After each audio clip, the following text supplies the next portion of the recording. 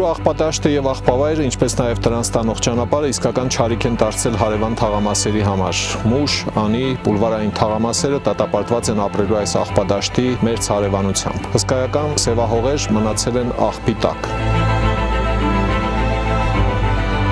Եվրատաշինքի նախընտրական ծրագրով մենք պլանավորում ենք կուլտիվացնել այս հողերը, նոր աղբատաշտ կառուցել, իսկ երկարաժամկետ հեռանկարում ունենալ աղբի վերամշակման գործարան։ Հարգելի գյումրեցիներ, մասնակցեք ավականու արտահերթ ընտրություններին մարտի 30-ին եւ ձեր քվեն տվեք մեր Եվրատաշինքին։ Քվեաթերթիկ համար 6։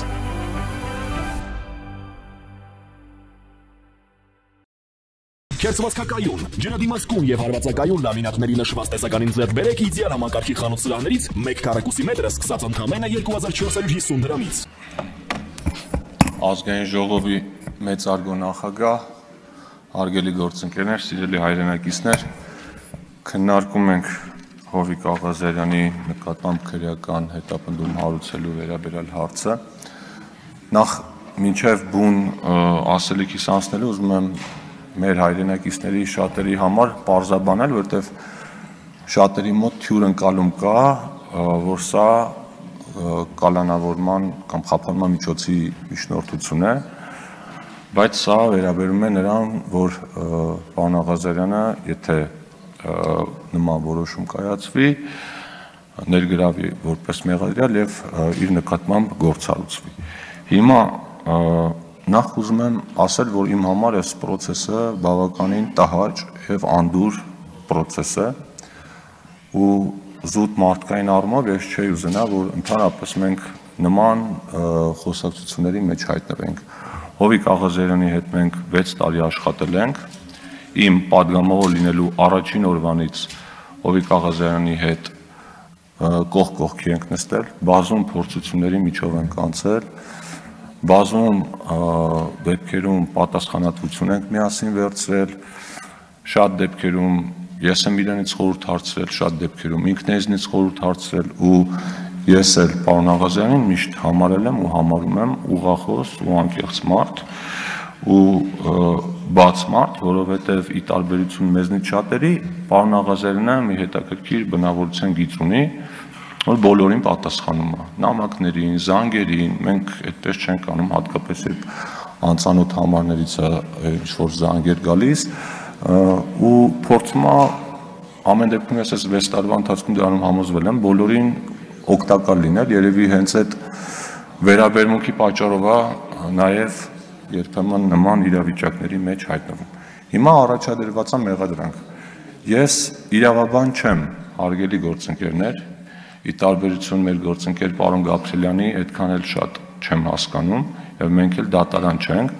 բայց ինձ համարել այս գործի մեջ բազում հարցեր կան եւ այդ հարցերը այս քննարկման ընթացքում ոչ թե փարատվեցին, այլ շատացան։ Ես հիմա չեմ ուզում ինձ դնել դատարանի տեղ, որովհետեւ շատ դեպքերում պարզվում է դատարանի որոշումն էլ է բեկանվում, բայց տիկին դատախազ դուք նշում եք օրինակ հարցերին պատասխանելու ժամանակ, որ քաղաքական հարց է, դուք քաղաքական հայտարարություն չեք ուզում անել, դա լրիվ հասկանալի է, բայց մենք ըստ էության քաղաքական որոշում ենք կայացնելու հաշվի առնելով որոշ նաև մասնագիտական նյուանսներ։ Ես հույս ունեմ, որ այն մտահոգությունները, որոնք մեր ընկերները հնչեցրեցին ձեր եզրափակիչ ելույթում, դրանց կանդրադառնանք, ուղղակի ես եւս երկու բանի եմ ուզում անդրադառնալ, որոնց մասին նույնպես խոսք գնաց։ Ենթադրել ազդեցության մասին։ Մեր հնարավորությունները որպես ազգային ժողովի պատգամավորներ, իմ կարծիքով դուք գերագնահատում եք։ Մենք նման հնարավորություններ չունենք ու շատ, չգիտեմ դա լավ է թե վատ է,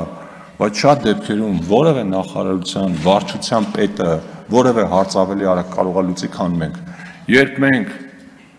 որևէ հարցում անգամ միջամտում ենք, մենք միջամտելու ժամանակ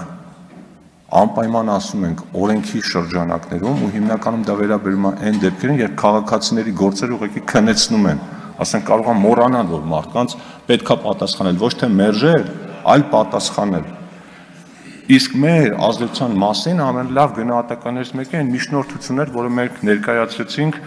երկու երեխաների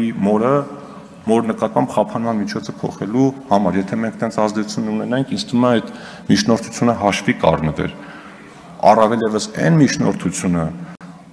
ու այն կալանքը, որը վերջում Վճռաբեկ դատարանը համարեց ոչ իրավաչափ, այսինքն մենք արդար բանի համար ենք փաստացի միջնորդել։ Այսինքն խնդրում եմ այդ մասով պատգամավորների ազդեցությունը մի գերագնահատեք։ Եվ երկրորդը, եթե որպես փաստարկ նշվում է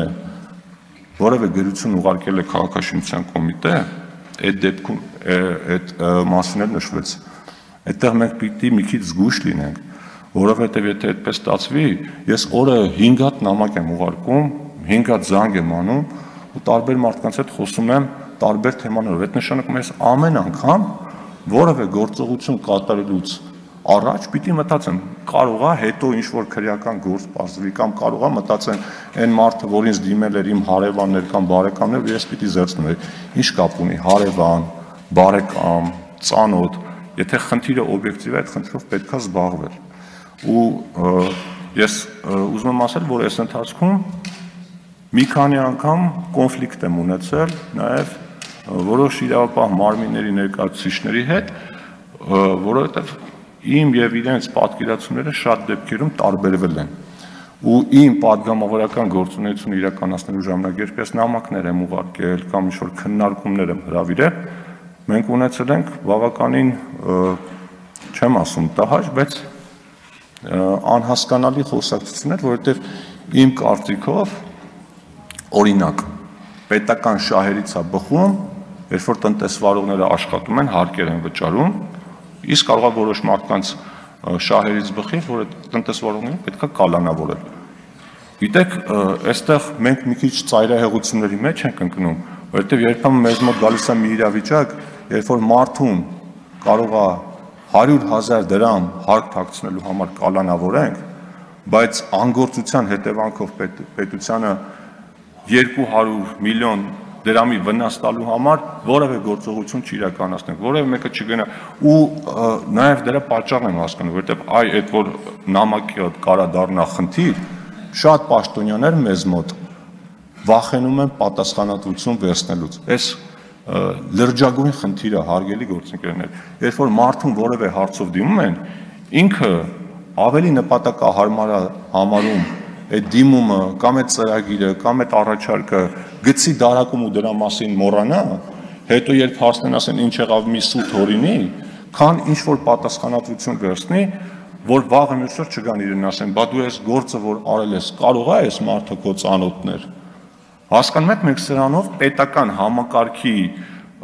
արագությունը ոչ թե նվազեցնում ենք, այլ ուղղակի կանգնեցնում ենք այս համակարգի գործունեությունը։ Ու մեզնից ամենամեծ բողոքը հենց պետական համակարգի աշխատանքի դանդաղությունն է, որի հիմնական պատճառներից մեկը այդ վախն է։ Այսինքն մենք պիտի այստեղ բաների մեջ